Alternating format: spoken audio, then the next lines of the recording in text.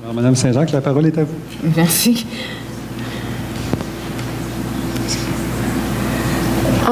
Merci pour l'introduction et je vous prie, pardonnez-moi mes fautes en français parce que j'ai grandi aux États-Unis et j'ai parlé le français avec mes grands-parents quand j'étais petite comme ça et maintenant il faut que j'apprenne notre langue et ici c'est ma première présentation en français et franchement je suis tout à fait effrayée. OK. D'abord, j'aimerais commencer avec mes remerciements à mes collègues, étudiantes et sponsors, parce que sans eux, rien n'aurait été fait. Oups, bon. OK, l'eau douce, c'est notre ressource la plus précieuse. Et voici les chutes de la rivière Yellowstone dans le parc national de Yellowstone dans les États-Unis. Et maintenant j'ai un poste à Concordia, à Montréal, mais j'ai passé les 10 derniers ans à l'Université de Regina, alors ma recherche était centrée et basée dans l'ouest de l'Amérique du Nord. Et ma vision de la recherche, j'aimerais mieux comprendre qu'est-ce que c'est la variabilité naturelle à basse fréquence des débits fluviaux en Amérique du Nord. Par basse fréquence, je veux dire la variabilité naturelle multidécenniale et multicentenaire. Et cette question est vitale pour la gestion durable de l'eau et aussi on doit la comprendre pour détecter les changements dus au réchauffement climatique parce que si on détecte des changements, on ne sait pas qu'est-ce que c'est, soit dû au réchauffement du climat ou peut-être c'est simplement la variabilité naturelle. Et l'envergure de ma recherche était plutôt large, je dois vous avouer. Mais la plupart de ma recherche est centrée sur le paléoclimat du dernier millénaire et j'utilise les paléodonnées déduites des cernes des arbres et aussi des graines de pollen extraits des carottes de sédiments des lacs. Mais je travaille un peu avec les données instrumentales. Et si je suis chanceuse, ces données commencent à environ 1900, mais normalement, je ne suis pas du tout chanceuse et je suis bien contente si mes données commencent à environ 1950. Et je travaille un petit peu avec les données des modèles climatiques, les MCG et les MCR, pour donner des projections du climat pour les prochaines 100 ans. Mais ça, c'est seulement une petite partie de ma recherche et je n'ai pas assez de temps pour ça maintenant, aujourd'hui.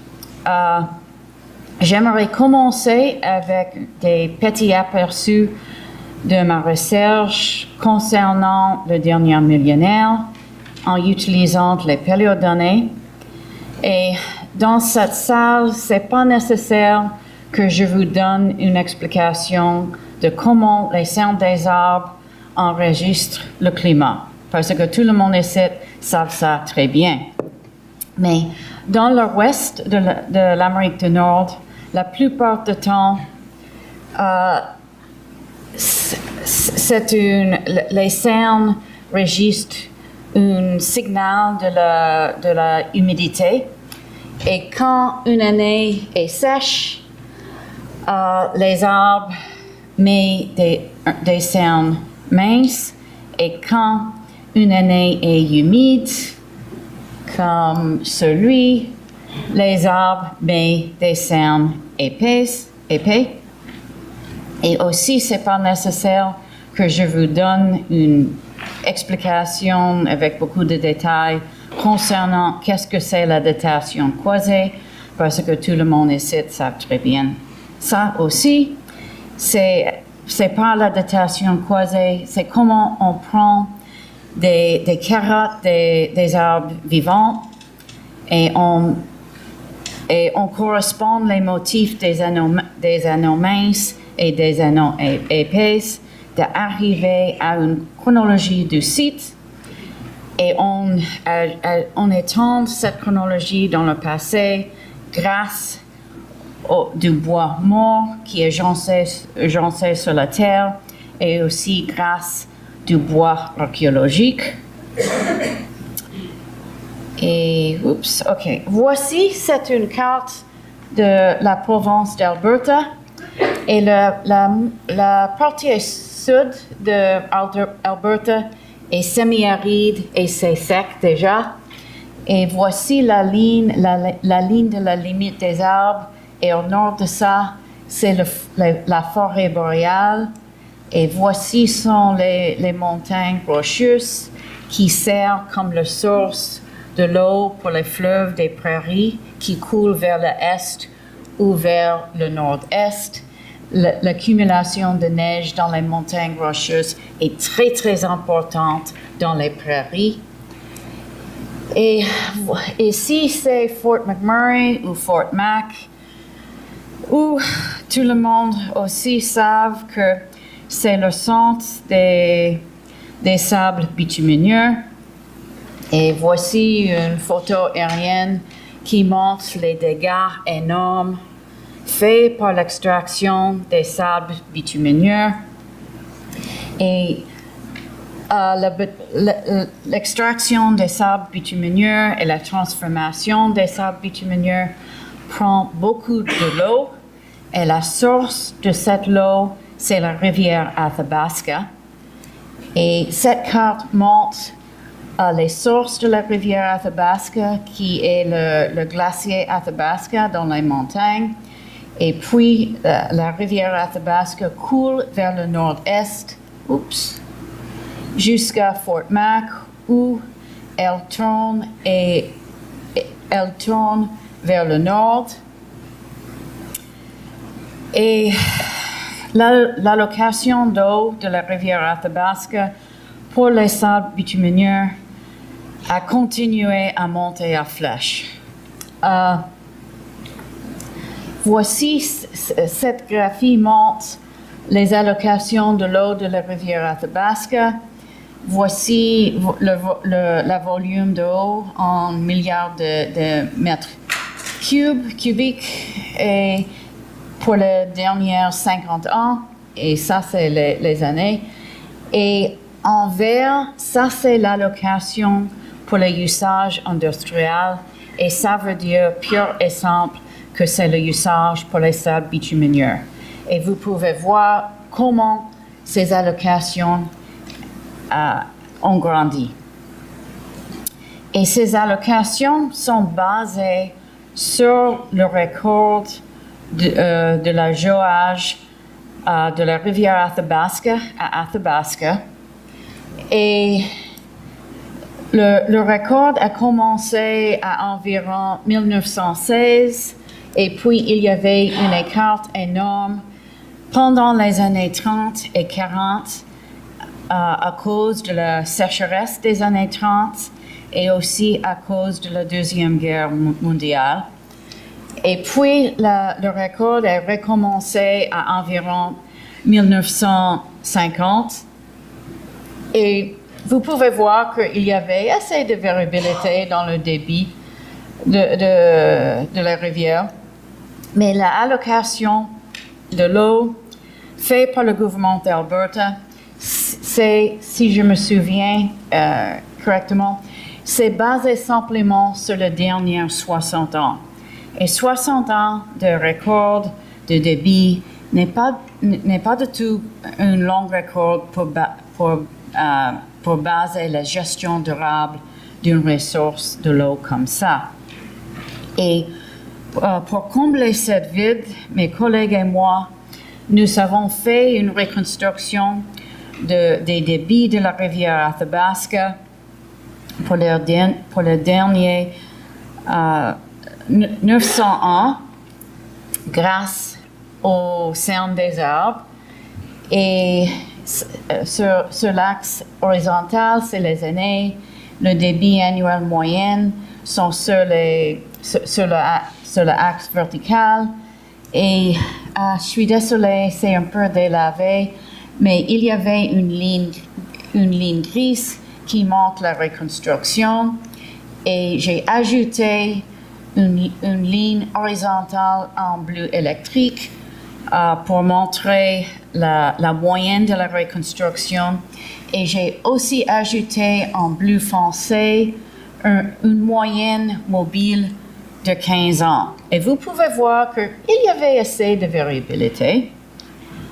Et si on jette un œil un peu plus proche, on peut voir que où nous avons l'écart dans le record instrumental, vous pouvez voir que pendant les années 30 et 40, le débit de la rivière était très, très bas. Mais ça, et on peut avoir confiance dans ce résultat parce qu'il y avait des rivières environnantes qui avaient des records complets, qui avaient aussi des débits très, très bas à cette époque-ci. Mais cette période de débit bas n'est pas anormale parce qu'on peut regarder qu'il y avait des autres périodes de débit bas. Par exemple, à la fin du 19e siècle, il y avait une autre décennie de débit bas et aussi à la fin de le 18e siècle et le début de le 19e siècle, il y avait une période de 20 ans où le débit était très, très bas. Et bien sûr, les allocations de l'eau de la rivière Athabasca du gouvernement d'Alberta a ignoré tous ces faits, qu'il y avait des périodes de débit très bas. Et on peut continuer à jeter un œil plus profond sur la reconstruction. Mais il faut que je vous donne une définition. La plupart des dendroclimatologues d'Amérique du Nord ont mis le record de sound en commune. Et par cette façon, nous avons réalisé que l'Amérique du Nord subit les méga-sécheresses multidécenniales. Et une méga-sécheresse, c'est une sécheresse nord-américaine d'une intensité exceptionnelle, durée pluridécenniale, qui est semi-continentale et étendue. Les années 30 étaient une méga-sécheresse, mais c'était une méga-sécheresse de seulement une décennie. Il peut arriver assez souvent que pendant le dernier millénaire, les méga-sécheresses durent pour 20 ans, 30 ans, 50 ans, 100 ans. Et particulièrement dans l'ouest de l'Amérique du Nord. Et si on continue avec notre reconstruction, vous pouvez voir que la dernière moitié du XIIe siècle était une période de débit très très bas. Cette méga-sécheresse était probablement la plus intense dans l'ouest de l'Amérique du Nord pendant ce millénaire. Et aussi, pour presque la plupart du 14e siècle, il y avait une période de débit très très bas. Et on peut voir cette période de débit très bas dans la plupart des records des sounds dans le nord-ouest des prairies. Cette méga sécheresse était centrée dans la vallée de la Mississippi, mais elle a frappé le nord des prairies d'Ur parce que je l'ai vu aussi dans le nord-est des prairies pendant que j'ai fait mon doctorat. J'ai fait mon doctorat en utilisant les données polliniques à haute résolution des données des pollines extraits des carottes de sédiments. Et j'ai travaillé sur le lac Mina au centre de Minnesota. Et lac Mina était un lac varvé, et ça veut dire que l'eau est anoxique, alors tous les sédiments sont déposés dans le creux profond, dans les laminations annuelles visibles, sans disturbance des petits bestioles dans les sédiments. Alors, pour faire la datation, c'est simple, on simplement compte les valves, les laminations annuelles. Et j'ai fait une reconstruction du climat de Minnesota pour les dernières 900 ans à haute résolution de 4 ans.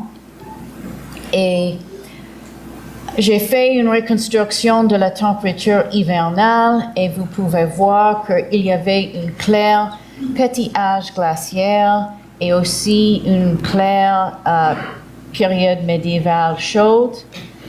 Mais les données polliniques sont multivariées, alors j'étais capable de faire aussi une reconstruction de la humidité et je vous montre une graphique qui montre qu'est-ce que c'est le bon mot, l'abondance absolue des grains de pollen des arbres.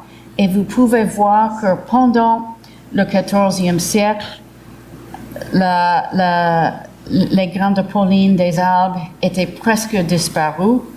Et aussi, vous pouvez voir ici la largeur des laminations annuelles et les valves. Et vous pouvez voir que pendant ce siècle, les largeurs, les valves ont devenu beaucoup plus larges à cause de toute la poussière qui était entraînée par le vent et déposée dans le lac parce que la végétation était un peu disparue pendant la méga sécheresse. Et ça, c'est un aperçu de quelques de mes résultats utilisant les données, les paléodonnées. Mais j'aimerais vous présenter aussi quelques résultats utilisant les données instrumentales. Et c'est aussi pour ces études ont été faites aussi dans le reste de l'Amérique du Nord. J'aimerais commencer avec les territoires du Nord-Ouest. Et pendant tout le grand nord de la planète, nous voyons la fonte du pergélisol dû au réchauffement de la planète. Et à cause de ça, on voit aussi une augmentation des débits des rivières du Nord. Ce fait était d'abord trouvé dans les rivières en Sibérie et puis dans les rivières d'Alaska, mais personne n'a réussi de la trouver dans le nord du Canada, mais je l'ai trouvé dans les territoires du Nord-Ouest et c'est dans un article dans Geophysical Research Letters. Voici une carte des territoires du Nord-Ouest et s'il y avait un triangle bleu ou gris, ça veut dire qu'il y avait un géage sur une rivière à cet endroit et cette record montre qu'il y avait une augmentation du débit de basse en hiver. Et l'augmentation est présente dans la plupart, tout dans les territoires du Nord-Ouest. Mais d'augmenter le débit de basse en hiver, ça ne prend pas beaucoup de l'eau. Mais aussi, nous avons trouvé une augmentation du débit annuel dans le sud des territoires du Nord-Ouest. Et ça veut dire qu'il y avait des changements dans les débits énormes, parce que ça prend beaucoup de l'eau de changer le débit annuel dans une façon comme ça. Et ça, c'est pour le nord, mais aussi dans le sud, on peut voir des changements grâce au réchauffement de planète. Voici, c'est une photo aérienne de Lethbridge, Alberta. C'est une ville d'environ 100 000 personnes qui sert comme le centre de service pour une région agricole très, très importante pour l'économie du Canada parce que le sud d'Alberta est tout à fait transformé à l'agriculture, mais l'agriculture dans cette région est tout à fait différente que l'agriculture de Québec, parce que ici, l'agriculture dépend sur l'eau d'irrigation.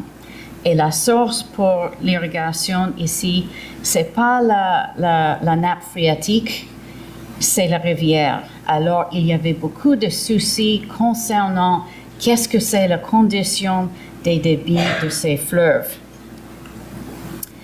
Et cette graphie n'est pas si difficile à comprendre. C'est aussi un article dans Geophysical Research Letters. C'est la partie sud de l'Alberta.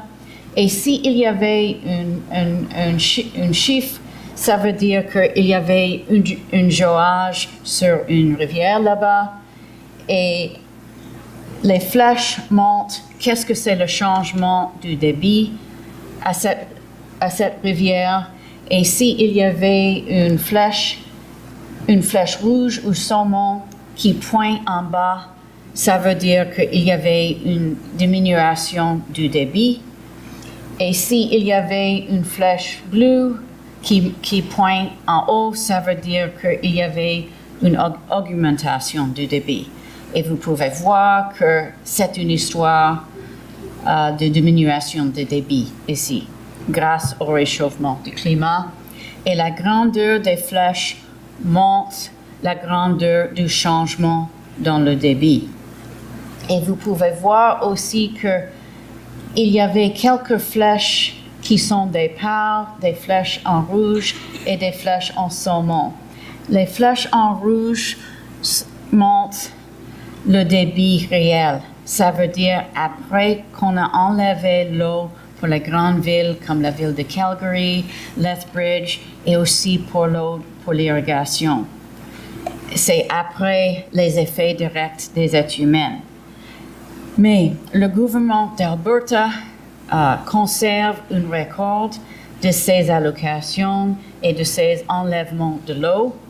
Alors, on peut prendre ces numéros et les ajouter au débit réel, d'arriver au débit naturel. Ça veut dire le débit avant qu'on ait fait des changements dans le débit de la rivière. Et vous pouvez voir par la comparaison à la grandeur des flèches qui sont des perles que oui, cette région éprouve maintenant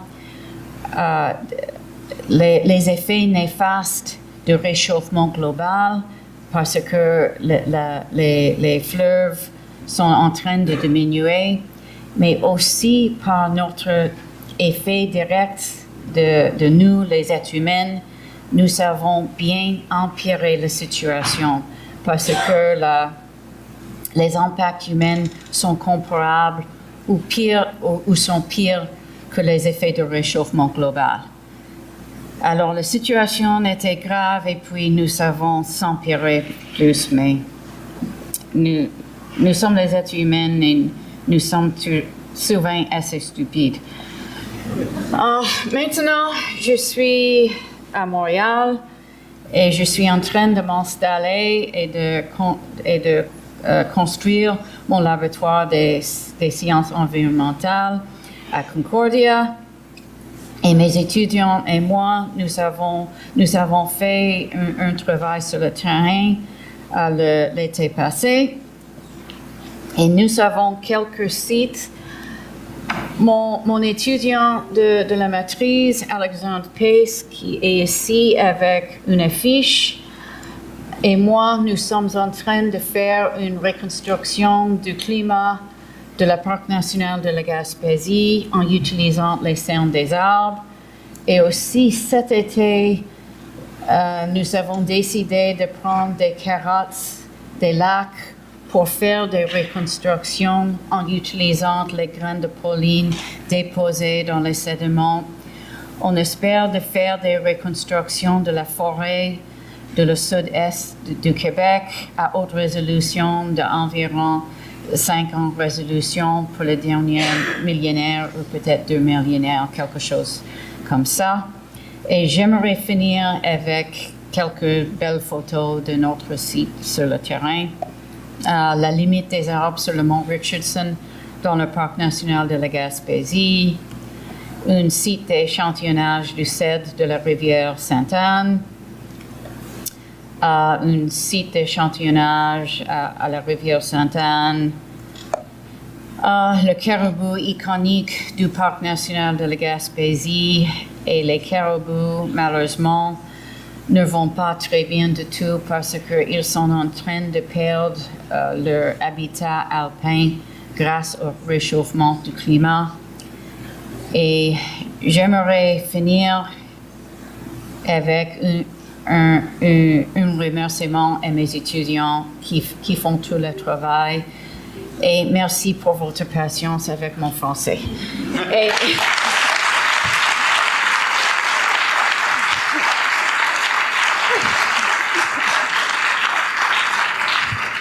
Aidez-moi avec la question, s'il vous plaît.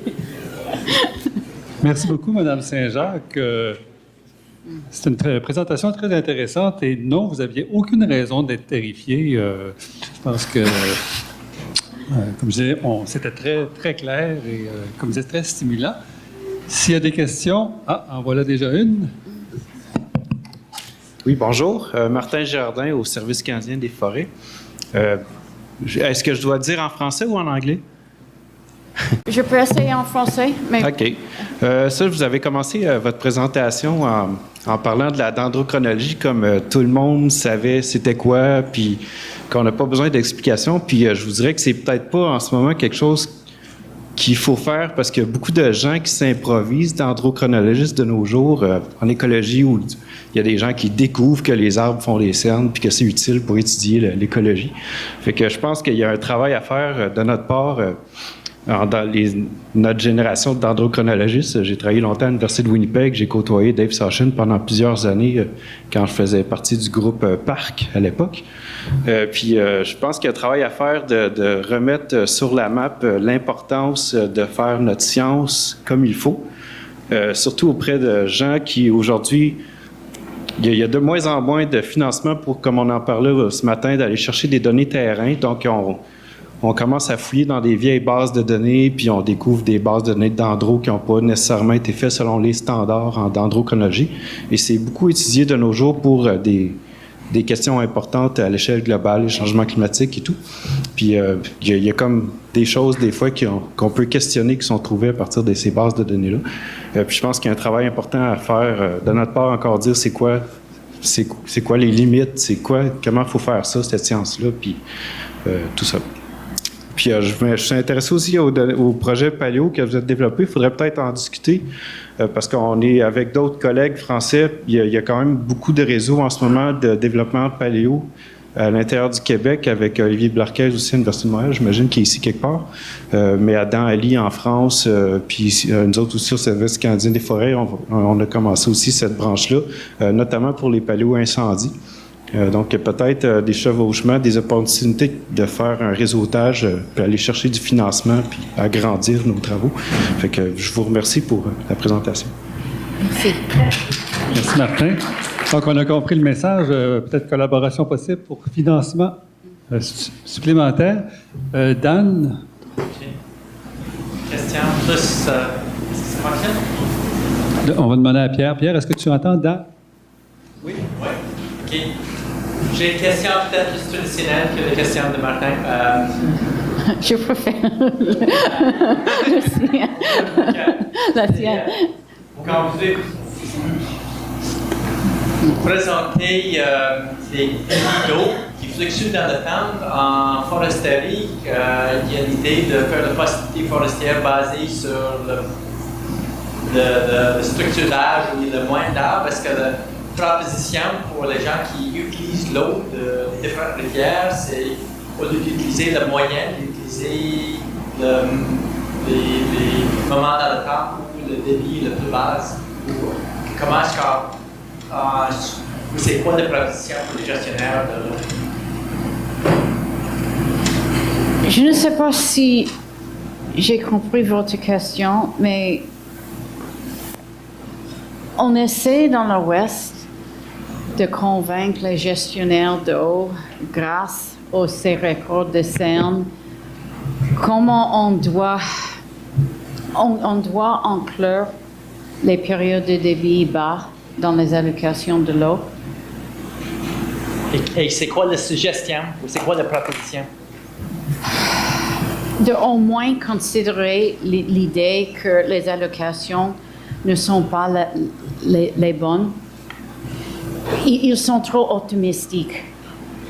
Et on peut présenter les résultats des modèles du climat, mais les personnes dans l'Ouest, certainement en Alberta, ne mettent aucune confiance dans les modèles climatiques. Mais au moins avec les cernes, avec le bois, on peut les convaincre un peu de considérer ces problèmes. C'était un peu difficile de faire la recherche sur le réchauffement du climat dans l'Alberta. OK? C'est nécessaire d'utiliser toutes les études possibles de convaincre les gens de au moins considérer ces possibilités. Salut. Moi, je me demandais si, suite à la publication de vos études, en particulier celle de 2010, qui montre qu'il y a une mauvaise gestion de l'eau, est-ce que le gouvernement de l'Alberta, ils avaient pris des décisions, établi des objectifs ou quoi pour mieux gérer l'eau? OK. Je suis pas mal optimiste. OK. Non. L'histoire n'est pas toujours triste. C'était dans un autre projet. Je n'avais pas le temps pour présenter un autre projet. Mais au moins, dans le sud d'Alberta, il y avait environ 50 barrages qui gèrent les réservoirs et le débit des fleuves. Et chaque propriétaire des barrages, dans le passé, a géré leur barrage pour lui-même, en ignorant tous les autres barrages.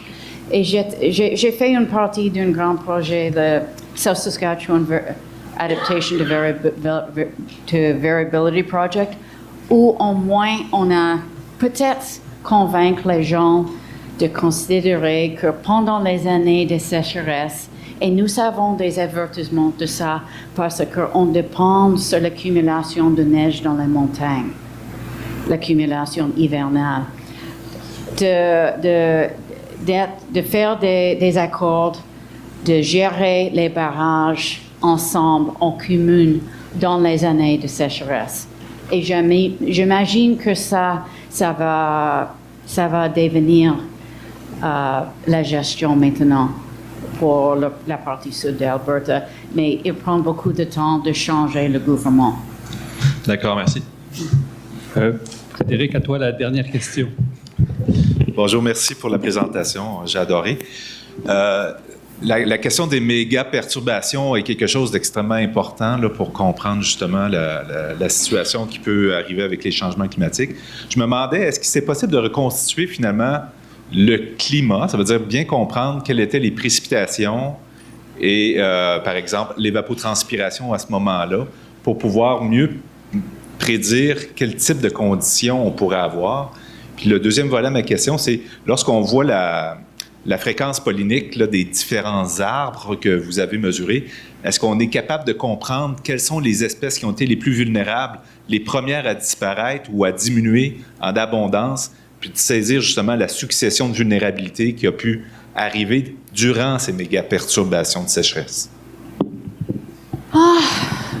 Nous savons travailler dans les sites très, très difficiles pour les arbres parce qu'on cherche les sites où les arbres sont comme comme, je ne sais pas le mot en français, des petits bonsaïs. C'est aride, les conditions ne sont pas du tout favorables pour les arbres et on cherche les arbres qui a une longue vie, une très longue vie. C'est comme les cèdres sur le Niagara Escarpment. Ils ont une durée de vie très, très, très, très longue, mais ils poussent très, très lentement. On a utilisé les arbres comme ça pour faire les reconstructions. On n'avait pas le temps ou le personnel ou l'argent de faire des bonnes études sur la dendroécologie. Il serait bon de faire cela, mais ces recherches étaient faites pendant les années de Harper et dans l'Ouest. Et la recherche était un peu difficile et on a continué à survivre et on continuait de faire la recherche, mais c'est pas possible de faire croire un programme de recherche. Alors, je suis intéressée dans la dendroécologie, mais je ne le fais pas encore. Est-ce que ça, c'est peut-être un peu d'un retour? Non, pas vraiment. Okay. I was more looking... Okay. The things that I was looking for was, while it's the mega disturbance, Yeah. is it possible to get a clear idea of what was the climate attributes that the trees were experimenting during that time with the kind of data that you're creating there? Okay. That's my first question. And the second question is, have you seen any succession in species change during that 14th century mega disturbance where trees have started to disappear? Which species have first disappeared and what was the sequence? And as Sylvie was saying, was there any species that didn't recover from that? Okay, I was trying to answer your question. Good. What I'm trying to get at is we're picking sites where there's very little species turnover. They're really stressed sites to begin with, and only the very tough trees are going to be living there that can survive just about anything. It's the really arid sites. They're really small. They're really long-lived. But in the pollen, you have all the species in the area, not only the... But okay. I'm talking about the pollen. Yeah, okay. Okay. I was thinking of some sites. Okay, in the pollen, what we see, in the west, in the northwest, that's all tree ring work. Just given, we can't separate various types of pollen grains to species. So to really pick up as much as we would like in the west. So that's all with limber pine or Doug fir. Now in the east, in the northeast, yeah, we see a real change. What we saw is there's all sorts of changes going on because of temperature. So what we had in the medieval warm period, it's a forest dominated by the oak. Then there's the oak. Then there's the mega drought. The oak, the pollen grains, the tree pollen drops out, or nearly. And then we switched all the prairie taxa that I didn't show you. So things like artemisia, grass, ragweed, that all shows up. Then it comes back as oak. We're also right on an ecotone, on a fairly broad ecotone. Then the oak comes back for a little bit after the precipitation comes back. Then we move into the Little Ice Age. And the climate becomes a lot more stormier, which we know from the diatoms, which I didn't present. We know because the lake's always being churned up. And then at that point in the Little Ice Age, it switches to a forest much more dominated by birch and ironwood. So we see the changes. And the changes can be pretty quick because we're right on the edge of an ecotone, and things are pretty patchy. So it's not a matter of trees have to hike in. They're already there. They're just not competing well. So which type of species manages to outcompete the other switches? So you get a fast response. And we also can compare how quick the response is between the trees versus the response in the diatoms, which gives us a near instantaneous response. So we know the trees are responding fast, like within 50 years.